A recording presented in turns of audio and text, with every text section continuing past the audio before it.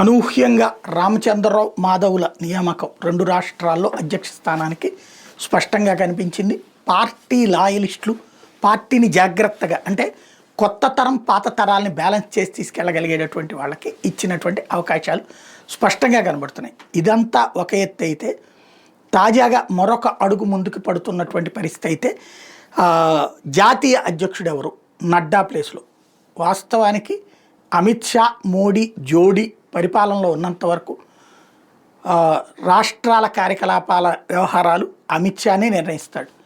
అమిత్ షాని కాదనకుండా అలాగే రాష్ట్ర పార్టీలతో సమన్వయం చేసుకుంటూ మోడీకి విధేయంగా ఉండేవాళ్ళే అధ్యక్షులుగా ఉండాల్సి ఉంటుంది. ఇప్పుడు ఎవరిని పెడతారు అన్నటువంటిది పెద్ద చర్చనీయాంశమైంది. భూపేంద్ర యాదవ్ పేరైతే గట్టిగా వినబడుతోంది నెక్స్ట్ ప్రెసిడెంట్గా.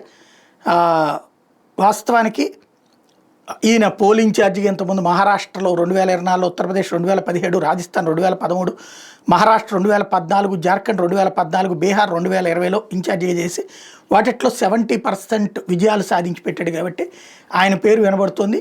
ఆయన అనేది గ్యారంటీ చెప్పలేం, కానీ రకరకాల పేర్లు ఇప్పుడు తెర మీదకి వస్తున్నాయి.